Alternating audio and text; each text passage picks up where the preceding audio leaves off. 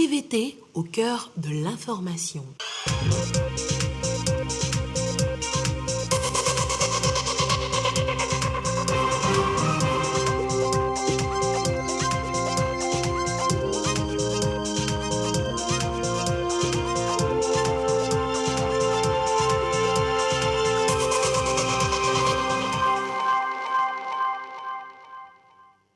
Bonsoir à tous, merci de votre attention. Dans l'actualité ce mardi, la 38e session du comité d'orientation des chefs d'État et de gouvernement de l'Agence de développement de l'Union africaine.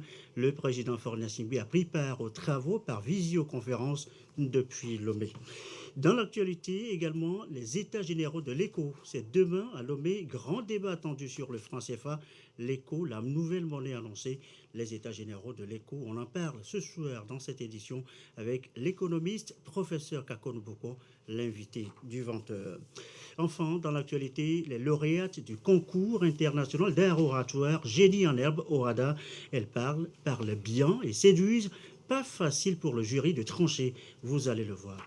Voilà, madame, messieurs, le sommaire, bienvenue. Voici le journal. Le chef de l'État en visioconférence, je vous l'annonçais au sommaire, le président Faure Gnassingbé a pris part à la conférence d'orientation des chefs d'État et de gouvernement de l'Agence de développement de l'Union africaine, 38e session, ordre du jour, l'examen du rapport annuel de l'organisation, entre autres sujets évoqués, le compte rendu de Ramdan Bassina. Les travaux de la 38e session du comité d'orientation des chefs d'État et de gouvernement de l'Agence de développement de l'Union africaine se sont déroulés ce 25 mai 2021 par visioconférence. Le chef de l'État, Faure Gnassingbé, a participé à cette rencontre de haut niveau aux côtés de ses homologues du continent. La session a procédé à l'examen du rapport annuel de l'organisation présenté par le secrétariat exécutif.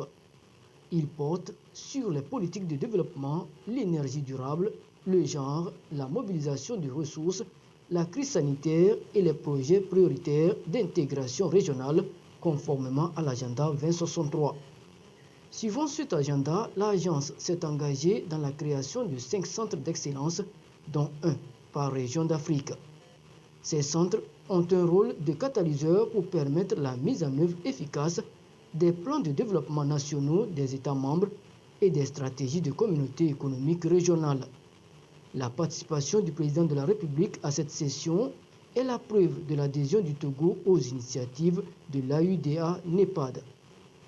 Le Togo pourra tirer profit de l'expertise de l'agence dans le cadre de la mise en œuvre du plan national de développement PND 2018-2022 et de la feuille de route gouvernementale 2020-2025, notamment dans le domaine agricole, avec un accent sur l'agro-industrie et la formation en alternance pour le développement. Au cours des travaux, le chef de l'État a plaidé en faveur d'un partenariat entre l'AUDA-NEPAD, la zone de libre-échange continentale africaine ZLECAf et le marché unique de transport aérien en Afrique MITA, des institutions de l'Union africaine qui œuvrent pour le développement et l'intégration du continent. À cela s'ajoute la nécessité de redynamiser l'initiative présidentielle des champions de l'infrastructure visant à promouvoir les politiques de développement des infrastructures. Il est à noter que l'Agence de développement de l'Union africaine a pour mission de favoriser le développement du continent par une planification, une coordination et une mise en œuvre efficace et intégrée de l'agenda 2063 de l'Union africaine avec les membres, les communautés économiques régionales et les institutions panafricaines en tirant parti des partenariats et de la coopération technique. La UDA-NEPAD mobilise également les financements au profit des promoteurs des micro, petites et moyennes entreprises des pays membres dont le Togo. Le nouveau partenariat pour le développement de l'Afrique NEPAD est un projet de développement à l'échelle continentale initié par les chefs d'État et de gouvernement africains en 2001 en vue de relever les défis majeurs du continent, à savoir l'éradication de la pauvreté, la promotion de la croissance et le développement durable ainsi que l'intégration pleine de l'Afrique dans l'économie mondiale. Et toujours en rapport avec la présidence de la République, au courrier arrivé du chef de l'État, encore des messages de félicitations. Et c'est suite à la célébration du 27 avril dernier de la fête nationale de notre pays. La teneur de ces messages avec Joseph Amigan. Philippe, roi des Belges, écrit ce qui suit au chef de l'État, Faure Essos Mnanya Singbe. La célébration de l'anniversaire de l'indépendance du Togo m'offre l'occasion d'adresser à votre Excellence les vœux de bonheur et de santé à son intention et à celle de ses compatriotes en ces moments difficiles de pandémie auxquels nous sommes confrontés. Philippe, roi des Belges. Monsieur le Président et chers frères, j'ai le grand plaisir de vous adresser mes chaleureuses félicitations à l'occasion de la fête nationale de votre pays. J'y ajoute les vœux ardents de bonne santé, de bien-être et de réussite que je forme pour vous-même et le peuple frère et ami du Togo.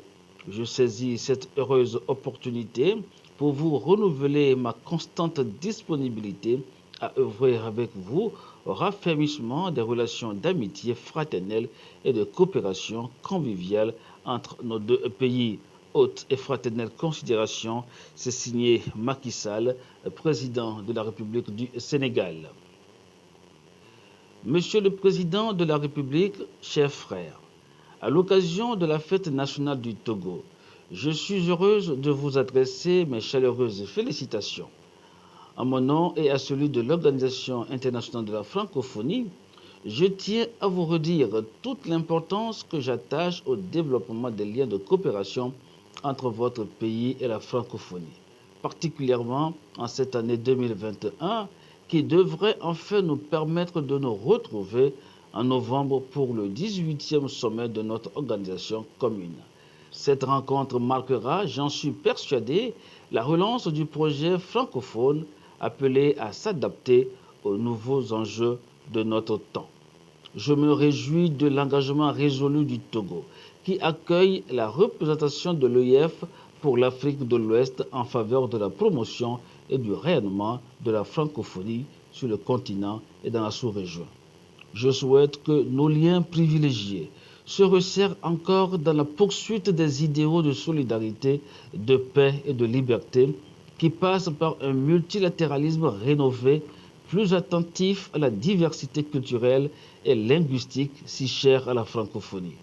Dans la continuité de nos échanges, lors de ma récente visite de travail à Lomé, je veux enfin vous réitérer le plein engagement de la francophonie en faveur de l'égalité entre les femmes et les hommes, notamment en soutien aux formidables initiatives qui contribuent à l'autonomisation économique des femmes togolaises.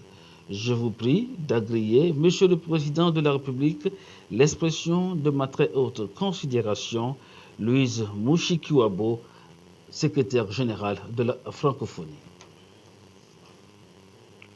Monsieur le Président, au nom du peuple et du gouvernement brésilien, et à mon nom propre, j'ai l'honneur d'exprimer mes félicitations les plus sincères et chaleureuses à vous et au peuple togolais pour la célébration du 27 avril, 61e anniversaire de l'indépendance de votre beau pays, malgré la persistance de la pandémie qui secoue toute l'humanité.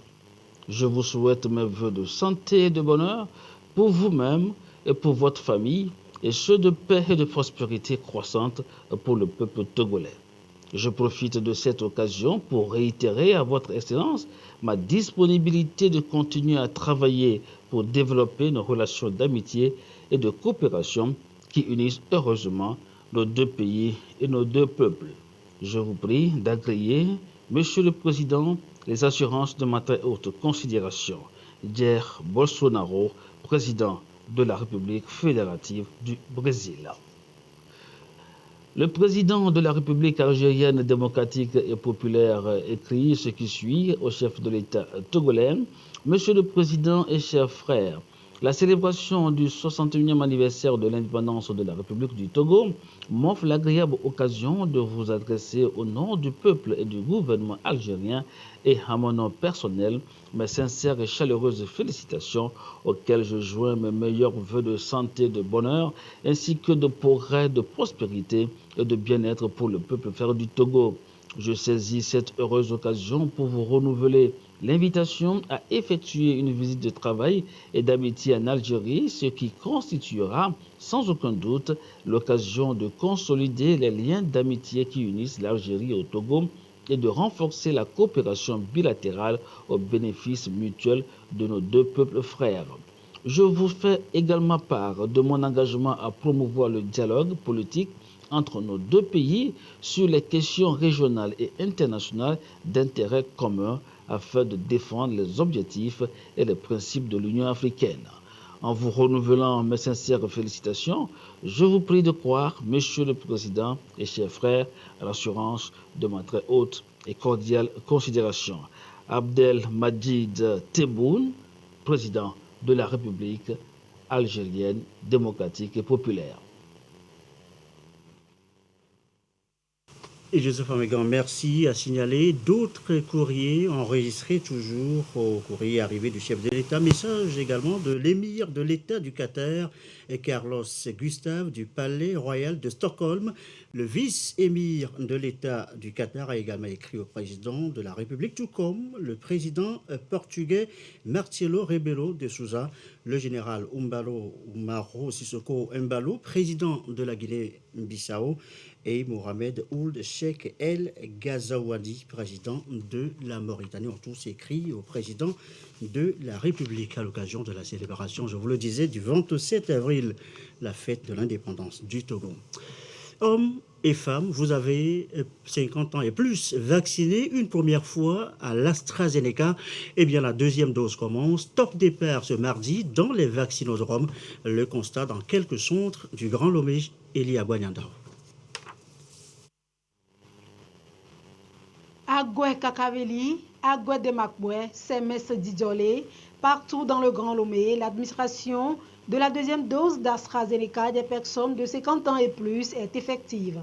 La motivation chez cette tranche d'âge qui veut garantir leur sécurité et sérénité face à la pandémie est palpable. J'avais fait déjà la première dose, donc c'est confirmé, on m'a convoqué pour le deuxième tour. C'est une grande joie pour nous.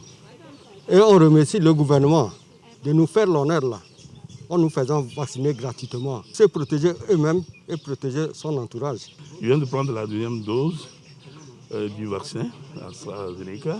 Tous ceux qui n'ont pas encore fait, je les exhorte à venir accomplir ce devoir pour que nous puissions être en bonne santé. J'ai confiance à ce vaccin et je me dis que je suis à l'abri de cette maladie qu'est la Covid-19. Je crois que maintenant je suis plus ou moins à l'abri de contracter le virus de Covid-19. Donc je me sens rassuré tout de même. Ceux qui hésitent, je les encourage vivement parce que moi j'ai pris la deuxième dose. Je n'ai pas eu d'effet secondaire dont on parlait tant. Cette deuxième dose d'AstraZeneca est indispensable pour renforcer l'immunité après la première injection. À l'endroit de la population togolaise, je vous exhorte tous à venir se faire vacciner. Donc, tous ceux qui ont reçu leur première dose de vaccination, c'est l'occasion de vous informer que nous avons repris la seconde dose. Les gens sont bien informés et qu'ils viennent depuis le matin avant que nous-mêmes nous arrivions, ils étaient déjà là. La difficulté, c'est que tout le monde veut être servi au même moment. Pour le moment, tout se passe bien. Dans sa politique sanitaire, le gouvernement, à travers cette campagne de vaccination, entend couvrir 60% de la population afin d'avoir une immunité collective. La prise de cette deuxième dose du vaccin AstraZeneca ne doit pas entraîner le relâchement dans le respect des mesures barrières et restrictives. Et à ce jour, mardi 25 mai 2021, la situation de la pandémie au nouveau coronavirus Covid-19 au Togo se présente comme suit. 1. Le nombre de cas confirmés est de 13 384 avec 3 nouveaux cas depuis hier. 2. Le nombre de personnes guéries est de 12 405 avec 75 nouveaux guéris depuis hier. 3. Le nombre de cas actifs est de 854. Le nombre 4, le nombre de décès de 125, le communiqué et chiffre rendu public par le ministre en charge de la Santé, professeur Moustapha Midiawa. Question de santé évoquée ici aussi, un rapport maintenant et précisément avec la journée du 20 mai. Rappelez-vous, c'était la journée internationale de la métrologie. Alors, quel rapport avec la santé? Première réponse, le thème choisi cette année, mesurer pour la santé. Comment comprendre cela? Le ministre Kojo Adedje du Commerce, de l'Industrie et de la Consommation locale apporte des éléments de réponse ici dans ce message délivré ce jour, les grandes lignes avec Antoinette Omovovor. La métrologie, la science de la mesure et ses applications se révèlent primordiales lorsqu'il s'agit d'améliorer les diagnostics. La science de la mesure évolue en permanence à travers les nouvelles technologies de mesure qui permettent de garantir la qualité et d'assurer la fiabilité et l'exactitude des résultats en médecine. Mesurer pour la santé. Un thème qui sensibilise les acteurs de la santé en cette journée mondiale de la métrologie sur le rôle que joue cette science dans le secteur de la santé, surtout en cette période marquée par la pandémie du Covid-19. Dans le contexte actuel marqué par la crise sanitaire liée à la Covid-19, le symptôme fièvre a une place importante dans les critères de diagnostic et dans le dépistage. C'est pourquoi la prise de température par un thermomètre dans cette période de pandémie à la Covid-19 demeure un élément essentiel pour détecter les cas suspects et prévenir de la contamination. D'autres mesures telles que la prise de la pression artérielle par le tensiomètre, la mesure du poids par la balance sont nécessaires pour toute consultation médicale. Ces mesures susmentionnées ne peuvent être exactes que si les instruments de mesure y afférents sont traçables, c'est-à-dire étalonnés ou vérifiés conformes. Je saisis donc cette opportunité pour inviter tous les responsables des laboratoires de biologie médicale et des centres de santé, tant du secteur privé que public, ainsi que les professionnels de la santé, à continuer de jouer pleinement leur partition en soumettant leurs différents instruments de mesure à la vérification par le service de métrologie logé dans mon département, et ce, de façon périodique. La métrologie étant l'un des piliers fondamentaux de la qualité, cette journée est couplée au Togo avec la proclamation officielle des résultats de la 7e édition du prix togolais de la qualité. Le Togo a renforcé son arsenal juridique à cet effet pour améliorer son système national de qualité et la compétitivité des PME-PMI. Le gouvernement a adopté la loi numéro 2009-016 du 12 août 2009 relative à la promotion de la qualité au Togo et ses décrets d'application pris. Au plan institutionnel, cette loi a créé la Haute Autorité de la qualité de l'environnement et ses structures techniques de qualité dont nous mettons aujourd'hui le focus sur l'agent togolais de métrologie, Atomet, chargé des activités relatives aux mesures. La mise en œuvre de cet arsenal juridique va contribuer de manière efficiente et efficace à la promotion de la consommation locale et à l'atteinte des objectifs du plan national de développement et de la vision stratégique Togo 2020-2025 pour une croissance économique projetée à 7,5% à l'horizon 2025. Le prix de la qualité est une compétition instituée dans l'espace CEDEAO, pour promouvoir la culture de la qualité au sein des entreprises nationales, valoriser leurs performances et leur image de marque, tout en récompensant les plus méritants. Il est 20h19. Notre deuxième titre ce soir, les États généraux de l'écho. Et c'est à partir de demain, mercredi, à l'Université de Lomé. Grand débat attendu sur 3 jours. Un prélude à l'événement. La faculté des sciences économiques et de gestion, FASEG, donne des précisions sur les contours de ce colloque international. Immaculée Baoué, Issek Harouna avec Sonia Medipo. Du franc CFA à l'éco, quelle monnaie pour quel développement en Afrique de l'Ouest? C'est la question qui sera au cœur des débats lors du colloque international qui se tient du 26 au 28 mai prochain à Lomé. Ici, les organisateurs dévoilent les contours et le contenu de cet événement aux professionnels des médias. Le colloque sera structuré en 3 parties, un panel d'ouverture et un panel de clôture Mais entre les deux panels, il y aura des communications des universitaires issus de la discipline sciences économiques, mais d'autres disciplines également, notamment le droit, la sociologie et autres. Et donc ce serait l'occasion pour ces universitaires-là de donner les résultats de leurs recherches scientifiques. Ce serait donc de mener des réflexions scientifiques sur la problématique du développement et plus particulièrement sur la monnaie unique CEDEAO pour pouvoir éclairer les décideurs politiques que sont nos chefs d'État en vue d'une meilleure décision en matière de la mise en place de cette monnaie unique CEDEAO, de sorte à faire que l'avenir de l'Afrique se décide par les Africains. C'est depuis le 29 juin 2019 que les chefs d'État de la CEDEAO ont décidé la mise en circulation de cette nouvelle monnaie à la place du franc CFA. Le colloque de Lomé inaugurera l'entrée officielle du monde universitaire dans ce débat interminable et lui permettra d'apporter sa touche à ce processus. Et je vous l'annonçais dès le sommaire, l'invité du 20h ce soir, eh bien, c'est l'économiste aujourd'hui, commissaire togolais à l'UEMOA, Kako Nubuko, l'initiateur de ces états généraux de l'éco, dont les travaux s'ouvrent demain à Lomé. Bonsoir, professeur. Bonsoir. On vient de suivre donc le sujet un peu déjà. On a le programme de cette conférence de presse animée par la FASEG. Avez-vous des précisions à apporter sur le déroulement de ce grand rendez-vous qui relance le débat sur le franc CFA? Non, tout a été bien dit. Donc, pour résumer, deux objectifs par rapport à ces états généraux de l'éco. D'une part, poursuivre la réflexion, donc nourrir la littérature grise autour de l'enjeu monétaire ouest-africain.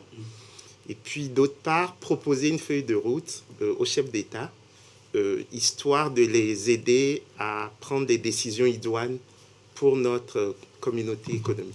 Il serait essentiellement question de monnaie qui est un fait social et total.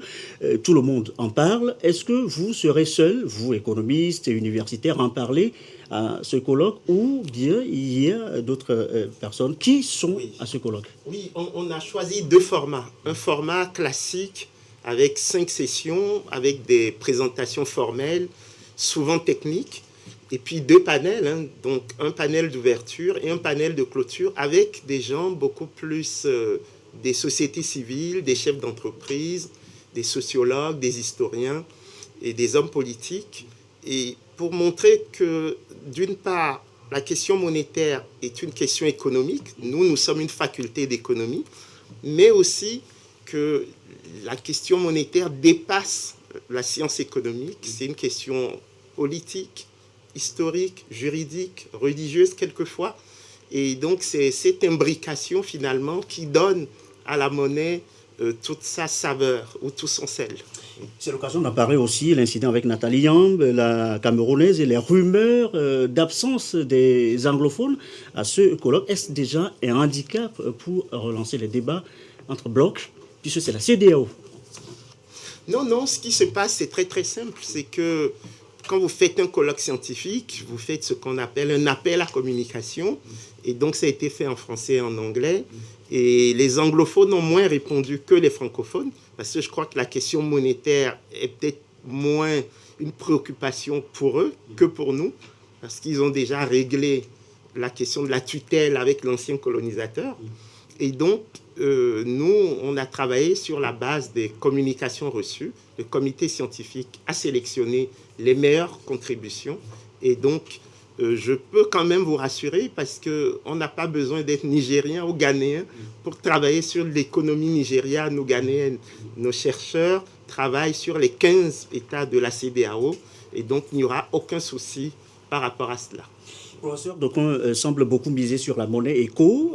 Pour d'autres, ce serait juste la sœur jumelle du franc CFA. Comment vous, Kako, vous voyez la chose? Ce sera vraiment une nouvelle ère qui s'ouvre? Oui, en fait, ce qui me paraît fondamental, c'est de montrer que la prospective est toujours au cœur de la décision.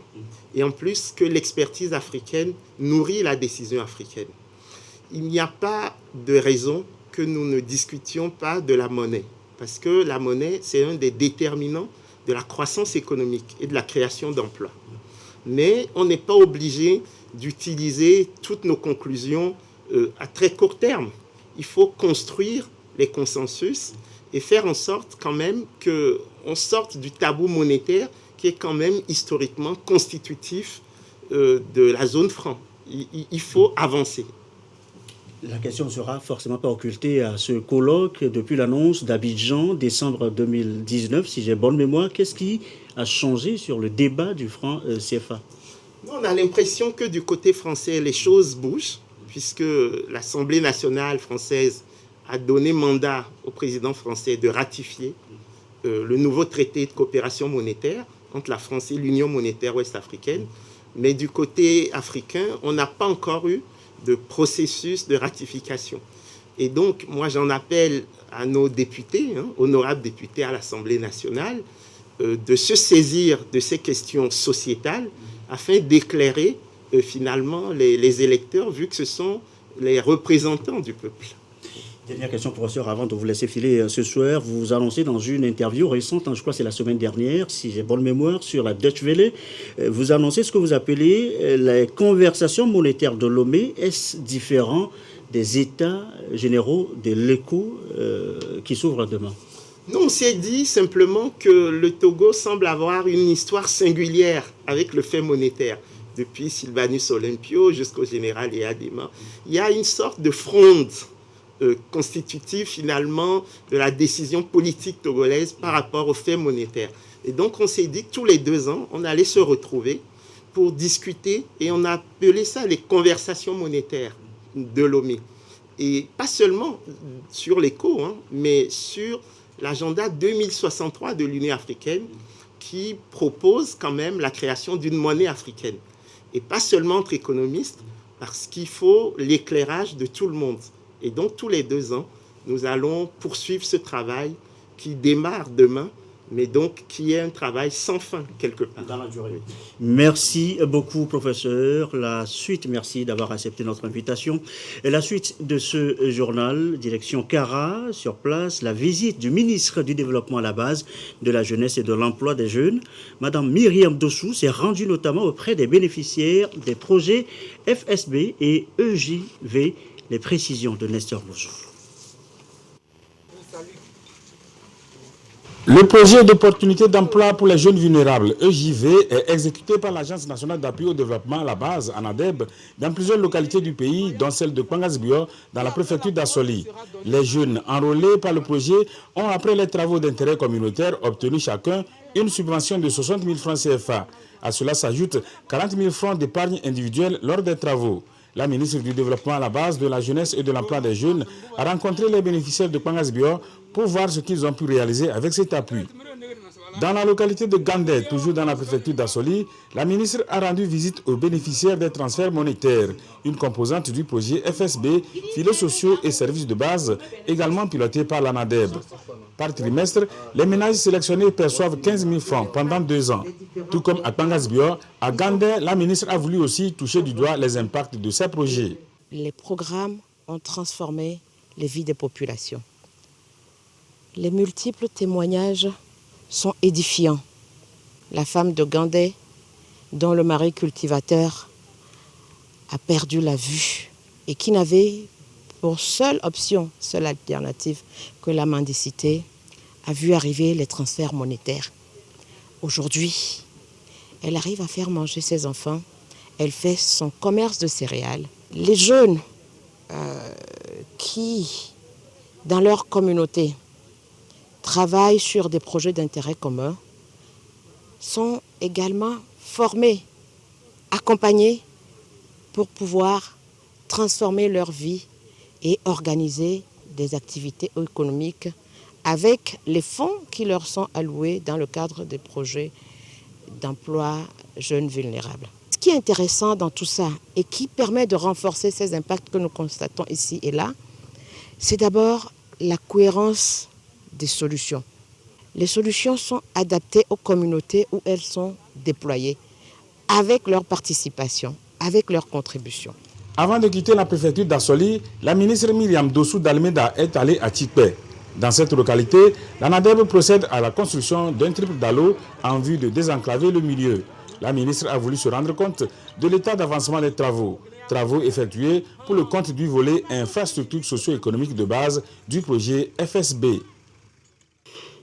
Réaction dans la foulée des bénéficiaires, on vient de les voir, on va les entendre maintenant. C'est avec ces projets, c'est la vie autrement avec eux, avec une autre nouvelle réaction recueillie par Nestor Bouzou. À Pangazibio, ce sont 70 jeunes âgés de 18 à 35 ans, dont 35 femmes, qui sont touchés par le projet Opportunité d'emploi pour les jeunes vulnérables. Avec la subvention reçue et leur épargne, ils ont pu entreprendre des activités génératrices de revenus. Aujourd'hui, ils ne tirent plus le diable par la queue. Le projet a apporté un changement ici à Pangazibio. Je prépare la boisson locale pour vendre. Avant, je jetais le son de la boisson ou je le remettais à ceux qui élèvent les porcs. Le projet m'a permis d'avoir moi aussi des porcs. Avec ce projet, j'ai pu acheter des vélos à mes enfants qui vont à l'école au CEG de Boulodé. Bref, mes difficultés financières ont largement diminué. L'appui que l'ANADEB nous a apporté est inestimable. Je suis dans l'élevage des ovins. Grâce au projet, je possède au moins 30 têtes. Or, avant l'arrivée du projet, je n'avais presque rien. Aujourd'hui, quand j'ai besoin de l'argent, je trie et je vends ce que je veux. J'ai 4 enfants au lycée.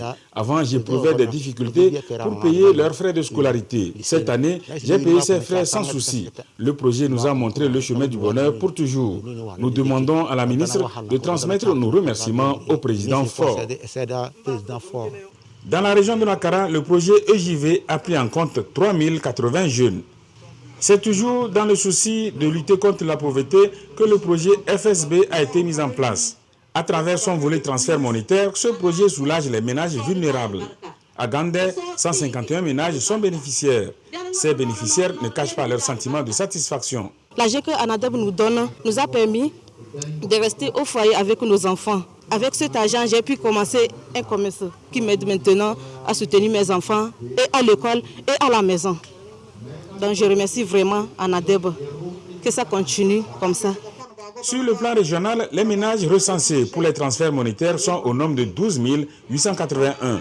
Les projets EJV et FSB ont été lancés le 6 février 2018 par le président de la République. Dans le reste de l'actualité, un plus bref maintenant, nouveau coup d'éclat, nouveau coup d'État au Mali. La communauté internationale condamne, je cite, fermement la tentative de coup de force. Dans un communiqué, elle exige, je cite encore, la libération immédiate et inconditionnelle du président Bandao et du Premier ministre Mokhtar Ouane. Les deux ont été conduits, vous le savez, avec certains de leurs collaborateurs sous contrainte par les soldats au camp militaire de Kati, à quelques kilomètres de Bamako, au lieu de l'appareil militaire malien. Retour chez nous, je vous l'annonçais également au sommaire, elles sont jeunes, étudiantes, la tête bien faite, et elles le démontrent. Les candidates au concours international Génie en herbe au radar font sensation. Le jury bien servi a eu du mal à attribuer les 3 places qualificatives pour la finale internationale au Tchad. Le récit de Sonia Medipo.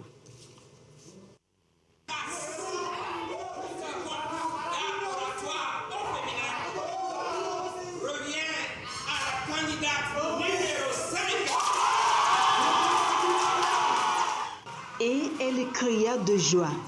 Nadège Abiré Boumongué, 20 ans, étudiante en droit international et communautaire, vient d'être sacrée lauréate du concours d'art oratoire au féminin 2021. Une joie débordante, voire suffocante. C'est une très grande joie pour moi, j'ai déjà perdu ma voix. J'avoue que ça a été très difficile dans la préparation parce que j'étais sérieusement malade. Nous avons passé 2 semaines à composer à l'université. 8 minutes en tout et pour tout. Le temps qu'il a fallu à Abidé pour convaincre le jury.